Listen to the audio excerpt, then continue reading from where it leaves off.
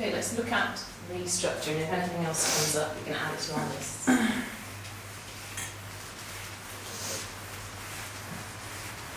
Where does paragraph group work? Does that come into any of the... Yeah, we did that. So like that could be, we would say, the mode of learning. Is it pair group? There was a variety of learning modes.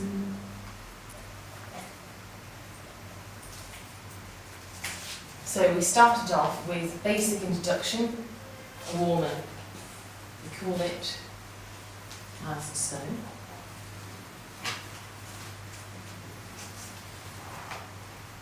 And this is basically, it didn't drag on, just introduce myself and got to know your names. Firstly, we just said our names, and then, what did I do? Hello. I said in Welsh what I meant. I said rydw i yn Sherrie, and then you also repeated rydw i yn, which is I am. Then we moved on from the warmer, and we went straight into the modelling. But because we're teaching greetings, if you're teaching, say, at the restaurant or giving a location, you might be able to indicate that with something just to start with, to set the scene, the context. So you could include context, setting,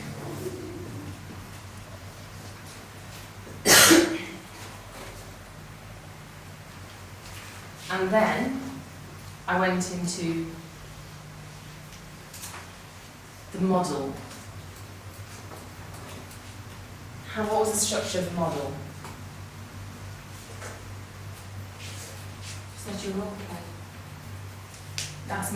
This is my presentation, the model, what you are supposed to be learning from.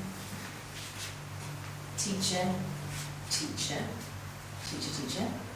Then teacher, student, student, teacher, student, student. So that's no longer a model. Once you start interacting with us, you're out of that mode. Yeah, this is the model, and this is practicing the model. But this is how it works: T to T, teacher to teacher. I can't just, say, okay, I'm going to hand you the dialogue, and you're going to be with me to show the rest. Because if you can't read Welsh, So it goes teacher, teacher, teacher, student, student, teacher, student, student. And then, how many sections did I show you? We began with the whole dialogue. I repeated the whole dialogue. Then I broke it down. There are 3 interactions, so 3 A's and 3 B's. A, B, A, B, A, B.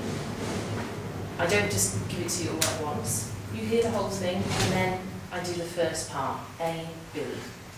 We do this together, teacher, student, student, teacher, student, student. And then, and only then, did you see the written form.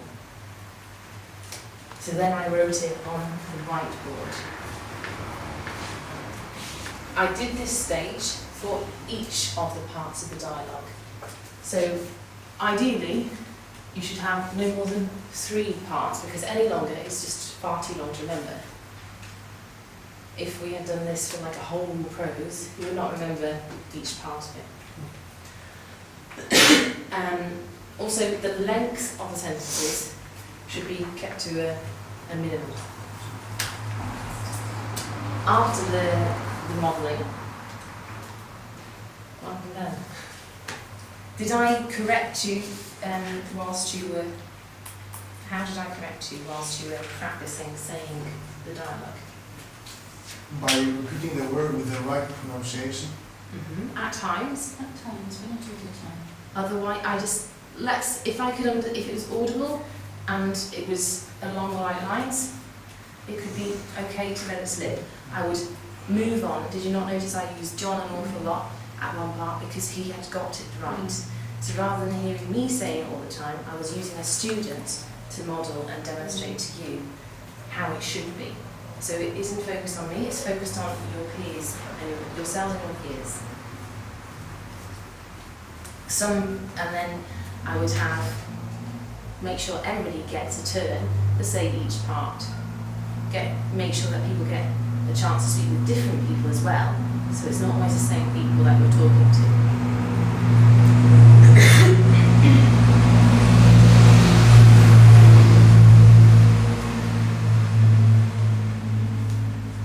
At this stage, I did correct some things, but the focus was on getting the point across, doing it before the dialogue.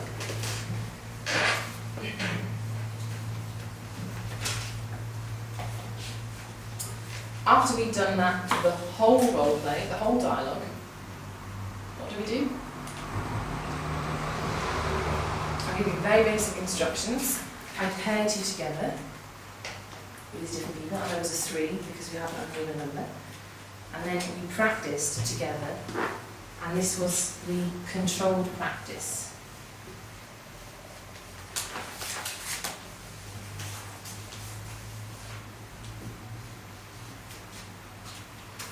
During this stage, what was I doing?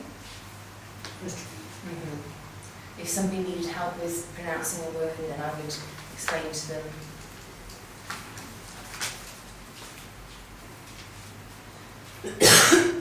So at this point, in control practice, T corrects. The next thing to happen, Produce it to the class. and we'll call this the communicative activity.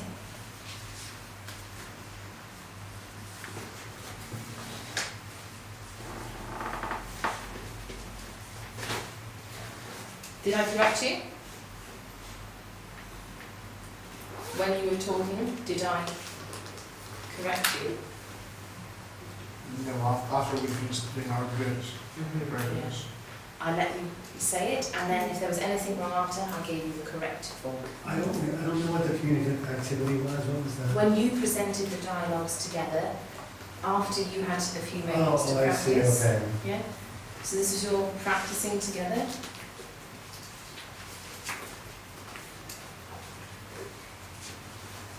So, reserve correction for end.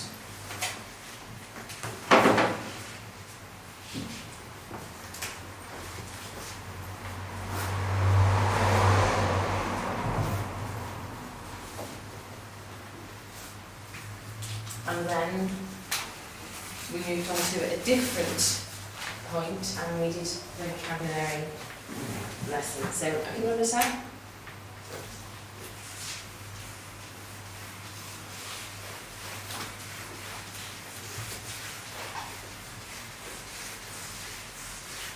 How long did you spend on that sort of exercise? Which one?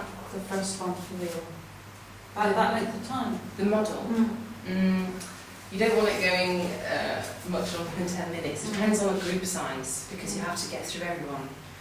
But if you forgot, like yesterday I was working with 3, so it was a bit quicker because obviously we're more. But keep it down so that there's more time for them to practice. The next bit was the vocabulary learning. How did I move on to this?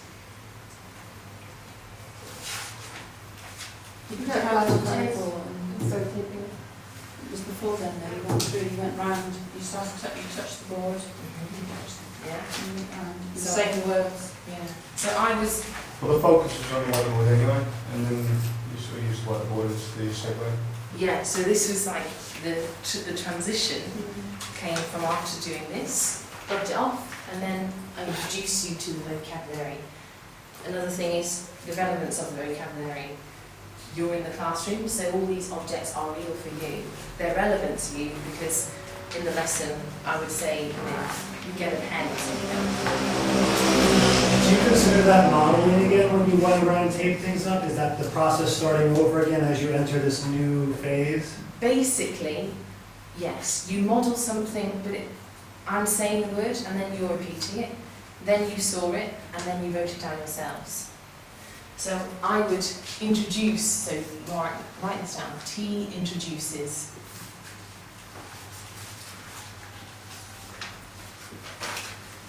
vocab using, in our case, because we had the real items, I chose to use the real items. If we're using abstract ideas or something which is just too big to get hold of, like talking about items in the kitchen, I would bring in a cooker. So I would bring in a picture of a cooker and have visual aids. So introduce vocab using either behaviour or visual aids. Really must go all in there. I show you the item, then you listen to the word, what it's called.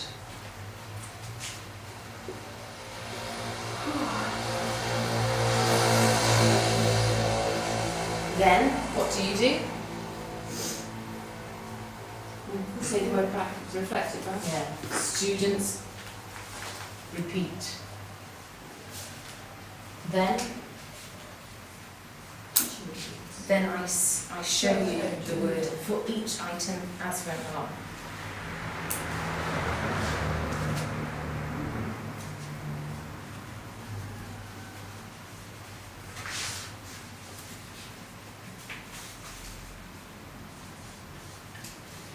And then students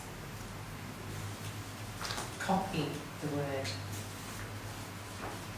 or words.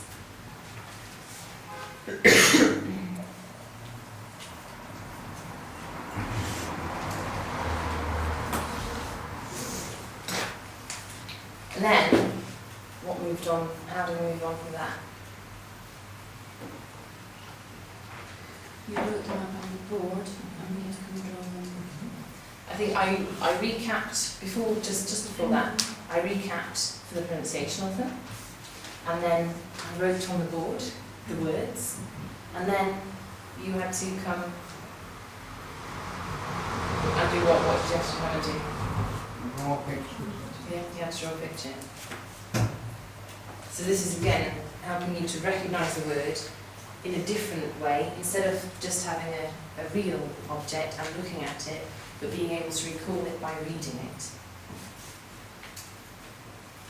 By drawing a visual aid, this is perhaps why when we're learning our own languages as well, we do a lot of drawing and draw lots of different objects, and it stays with us. So I also like to include it when I'm doing foreign language teaching.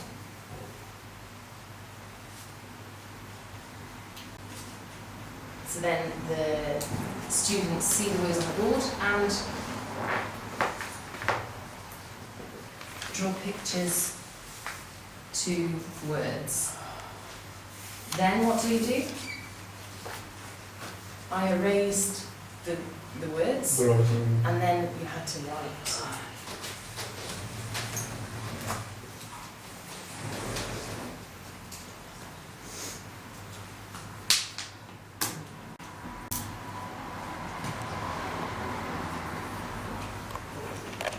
I think, John, you struggled with the word clever, and Dimos, you struggled with dross. Yes. Yeah. And then afterwards, your peers who knew it corrected it.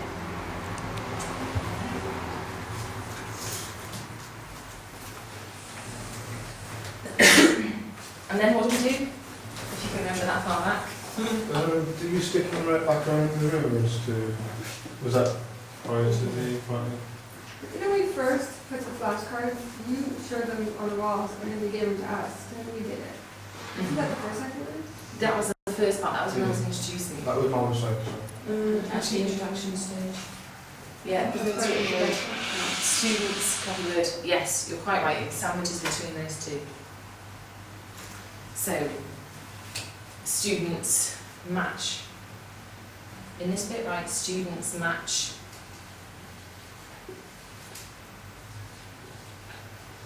word to object. Basically, you just did what I did at the beginning, but as a class. So that was like a warm-up kind of thing? Mm. No. that was still modelling. I was still modelling and practising placing the items.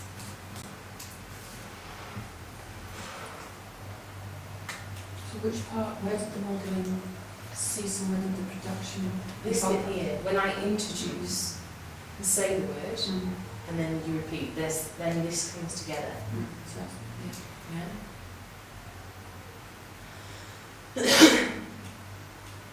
But you don't just model at one point, you model throughout. So when I introduce a new word, I'm modelling the new word, I'm pre-teaching the new word before I expect you to use it. I'm just thinking in terms of the lesson plans, I find that the side absolutely confusing. Okay. Not the process, just the behaviour. Yeah. We'll look at it in more detail. But this is only for one approach. You can see similarities in the PPP, differences, everything is in the target language, and the students get far more talking time. Is this communicative approach, from what I was reading, it's just sort of an adaptation on the PPP? Is that what they said? It's just dealing with some shortcomings of that PPP that were brought up? Yeah, because in PPP, the focus is less on the students, there's more teacher talking time. In the community one, it's students doing it. So the students are the focus. Make sense?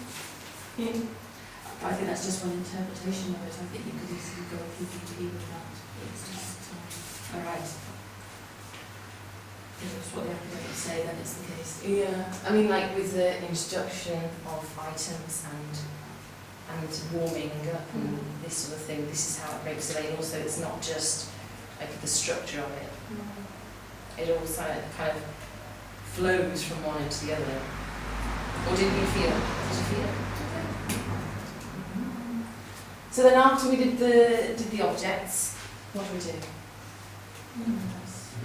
Now we move on to numbers. How do I introduce those? I just counted using my own fingers. This is the easiest way to count, isn't it? You knew what I was doing? I saw the numbers in the paper that you wrote it down. So you had already seen it, but you knew what I was doing by my indication with my fingers. At first when you were doing this, no, I didn't understand. But afterwards when you were saying, you were doing the fingers and you were speaking, then I understood, because you said like one, and then look, yeah, and then I understood. Anybody else? Was it clear at the beginning that I was counting? That one didn't really need any instruction, I just straight into it. So I started doing it, and then you joined in, counting yourselves. I broke it down into two. So I thought, if I give you 10, this is going to be a catastrophe. Because they are like chwech and saith and dau and all the different pronunciations. So I broke it down into 5 each. We did it together, and then what happened?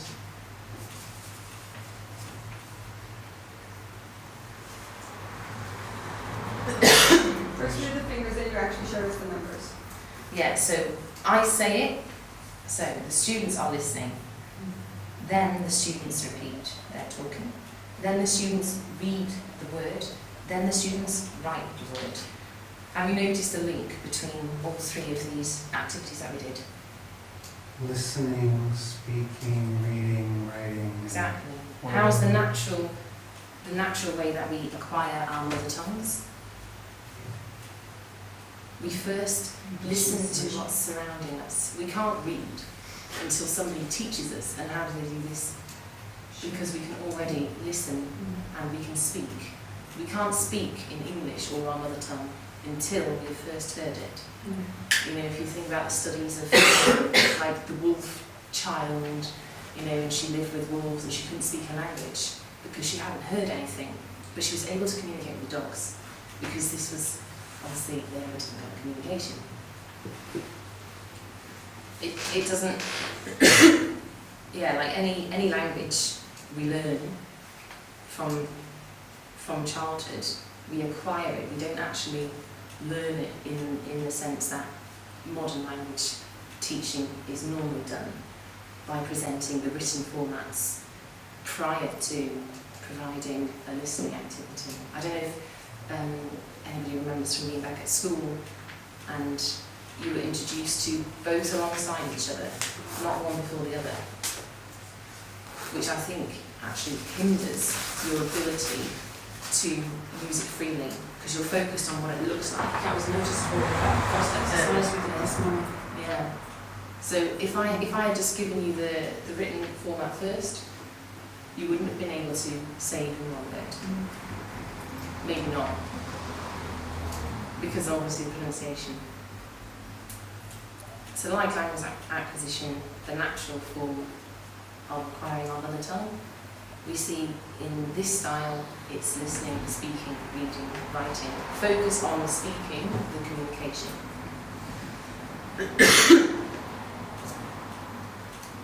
Can you all see that now?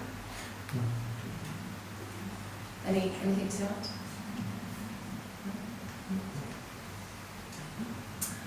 So yes, you first heard me say the numbers, then you said the numbers, then I showed you what it was, and then I also just showed you the picture and you had to reproduce it. And then I came and I did the numbers on the board. And I elicited from you as I was writing it. This is a classroom management skill to keep the students attentive to what you're doing so they're not bashing each other over the head with chairs or books. I would stop and expect you to tell me which comes next. And then I wrote for you on the board what it was.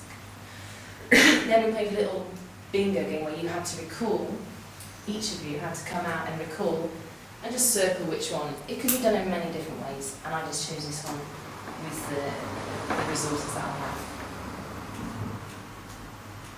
You could do it as a class activity with numbers and words as a bingo game, and then to cross off the words that they hear. It's similar, only this one we did as a class, not as a written or individual work. And then, once you'd all got the numbers, I erased the words, and then I said to you which one, and you came out at different stages and wrote down the correct spelling of the word.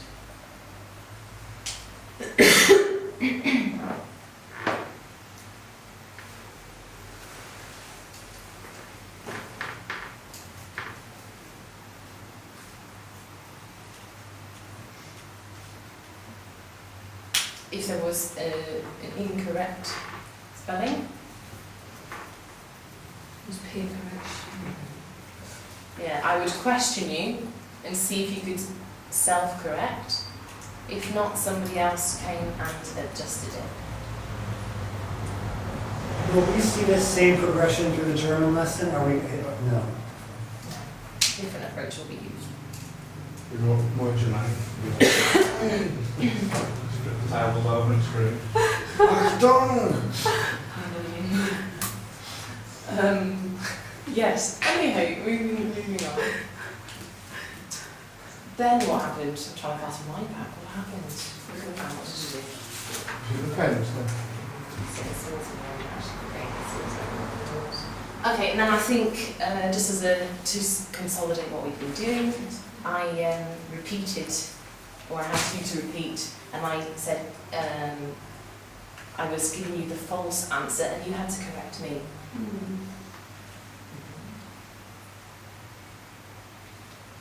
And you had to recall. I also, after I had done that for the first group, I then introduced the numbers up until 10.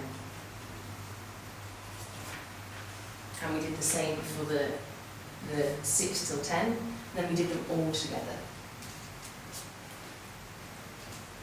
Just to break it down into a manageable chunk.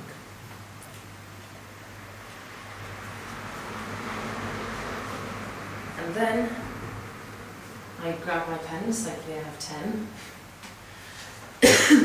and I just went straight into demonstrating. I was modelling what I wanted you to do for the next activity. I didn't have to give you any instructions. I demonstrated what was to be expected.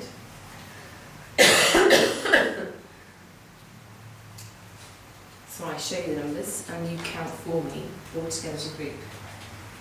Firstly, I was leading it, and then you notice I pulled my chair, and then I left it over to you. So you were just practicing, and I was just there to make sure everything was fine. I was monitoring. And then very lastly, before the end, I had you to revise the items that we looked at. And then I said thank you very much and goodbye. So we revised right from the very beginning. Or just the numbers, I can't remember. We went back to borrowed out. We didn't go all the way back to that, we went to the vocabulary. Right. Went to the vocabulary. So we're gonna do German and what language for the third one? Self-access. What is? What country is self-access? Self-access. It's when you Yeah, do it yourselves, that's kind of trying to teach. So the self-access be part of the written report? Yourself to, it's actually going to fall into the next week. So that's one of the ones over the weekend. So now comments about the lesson. Enjoyed it. So I like being, I have to be forced to do. I would think that was really hard, but it wasn't hard. yeah. And I could easily opt out. But with the speaking stuff, I might be made to do that. And any feelings of, oh, we can't do this, when you realise that everyone else is having the same problems, you feel marginally better about it. Yeah. And that's not too far. Jan Deutsch, is that right? Jan Joch. Jan Deutsch. Yeah. And yeah, I did also notice that obviously I don't think any of that still, but there was a slight age divide in the ability to acquire the new language and the ability to produce it again.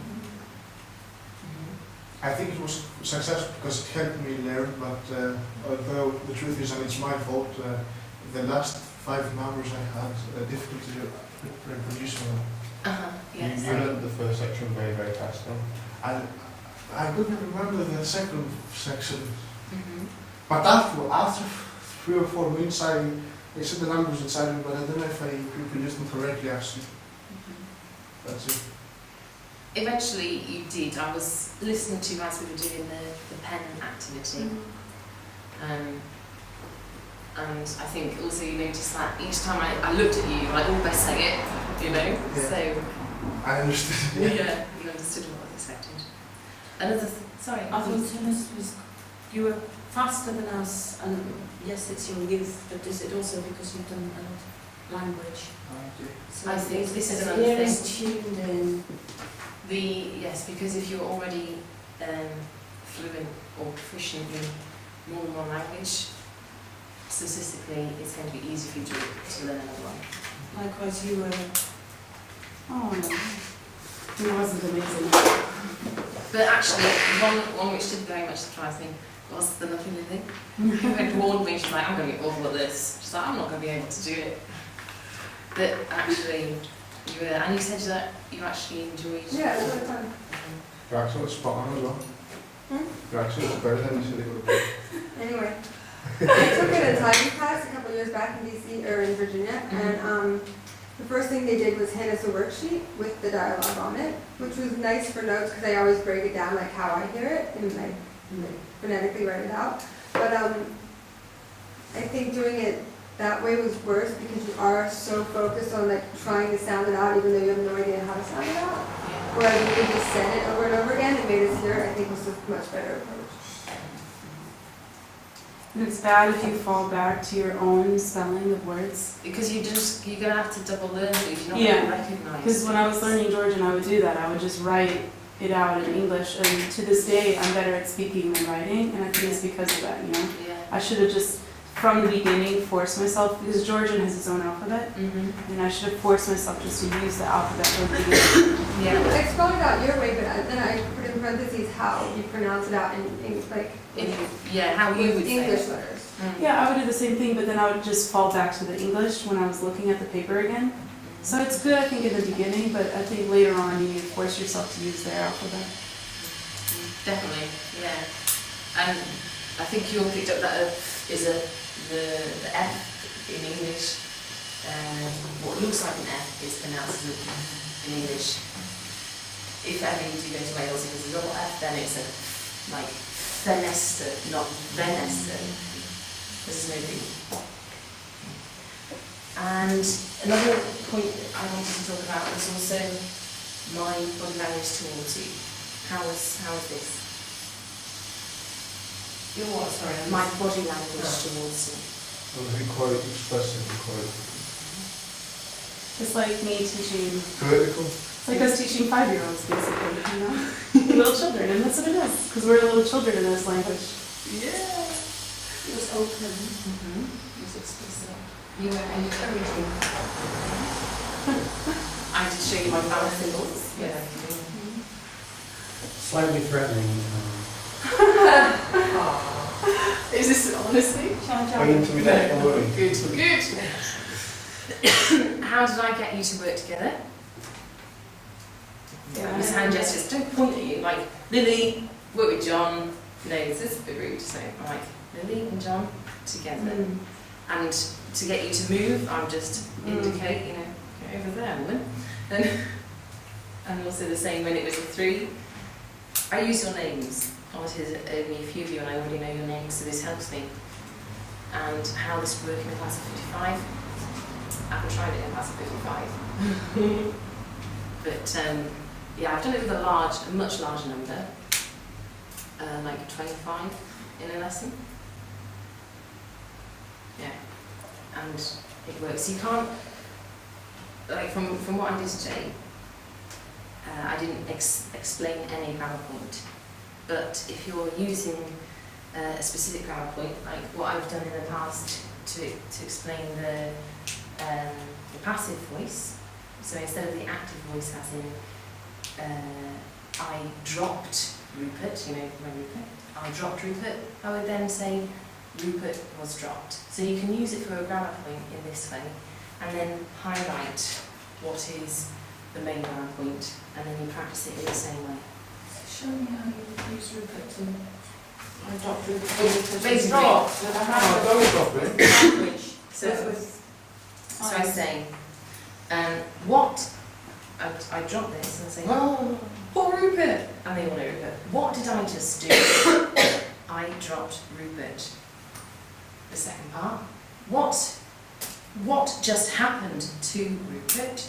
Rupert was dropped. I'll repeat this and then do it with them and ask them. Obviously it means that you get a lot of exercise, but this is only one example of using Rupert. I didn't have anything else, so I had to use what I had. And then I would do as I did the dialogue and highlight the point which was the passive, the difference between the active and the passive voice using Rupert there. Eye contact you use a lot.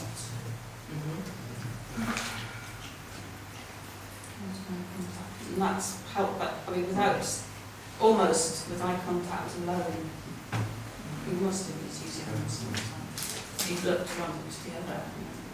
Yes. And oh yeah, like the instructions to turn things over. If you haven't grasped my hand gesture, then I will demonstrate it for you. So another reason why I went on to teach the vocab around the classroom is because obviously you need it, and if I want to start introducing instructions such as open your books, you already know the word clever. So if I say open your clever and demonstrate, you're going to soon pick up that I'm saying open your book. Or close your book, pick up your pen, close the door, all these things will open the window. So introducing the very basic vocabulary at the beginning, so that over the duration of a few lessons I could introduce my verbal instructions as well. So, unless anybody has any more comments about the lesson, I think we're finished.